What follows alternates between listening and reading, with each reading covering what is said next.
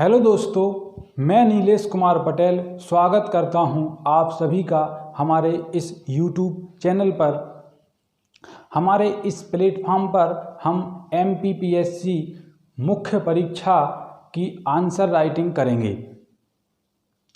इस प्लेटफॉर्म पर हम मध्य प्रदेश लोक सेवा आयोग की मुख्य परीक्षा का कंप्लीट सिलेबस प्रश्न और उत्तर के माध्यम से प्रैक्टिस करते हुए यानी आंसर राइटिंग करते हुए कंप्लीट करेंगे।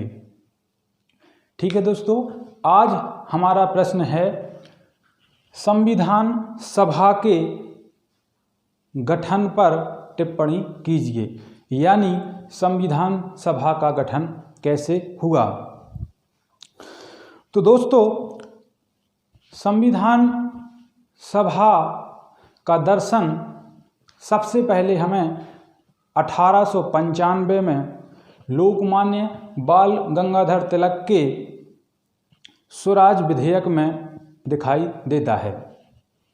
इसके बाद 1922 में महात्मा गांधी ने कहा कि भारतीयों के संविधान का निर्माण भारतीयों की इच्छा के अनुसार होगा।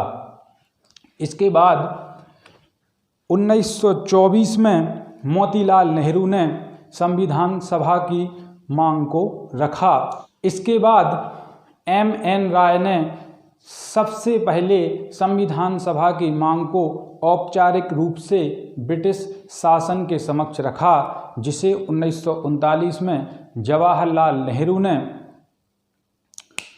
लोकप्रिय बनाया और उसे मूर्त रूप दिया। जैसा कि आप जानते हैं, 1900 के बाद देश में जबरदस्त आंदोलन चल रहा था ब्रिटिश गवर्नमेंट और भारतीय क्रांतिकारियों के बीच। 1920 में असहयोग आंदोलन, 1930 के बाद सविनय अवज्ञा आंदोलन और 1942 में भारत छोड़ो आंदोलन ने अंग्रेजों की सत्ता के छक्के छुड़ा दिए।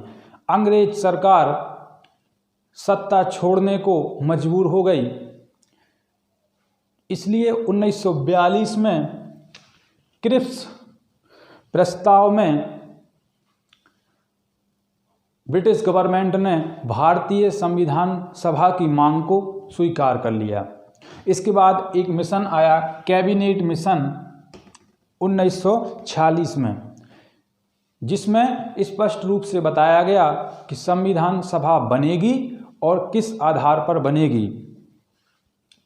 अतः दोस्तों, कैबिनेट मिशन की अनुशंसाओं पर संविधान सभा का निर्माण हुआ, जिसके लिए निर्वाचन किए गए। यहाँ ध्यान रखने वाली बात है कि ये निर्वाचन आज के निर्वाचन की तरह नहीं है, यानी सार्वभौमिक वयस्क मताधिकार नहीं हुआ।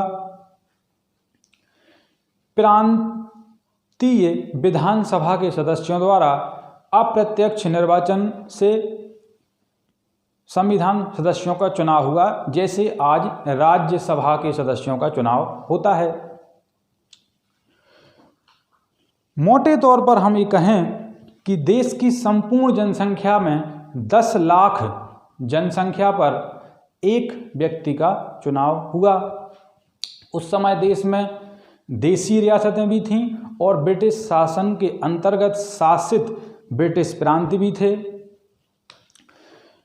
तो संविधान सभा के कुल सदस्यों की संख्या 389 थी, जिसमें 15 महिला सदस्य थीं। इन 389 सदस्यों में से भी 292 सदस्य ब्रिटिश प्रांतों से चयनित किए गए। देशी रियासतों के 92 सदस्य देशी रियासतों से ही मनोनीत किए गए। उनको यह अधिकार दिया गया कि आप अपने सदस्य भेजिए मनोनीत करके। और 4 सदस्य चीफ कमिश्नरी प्रांत, यानी आज की भाषा में जो केंद्र शासित प्रदेश हैं वैसे ही समझिए इसके लिए, वहाँ से 4 सदस्य भेजे गए।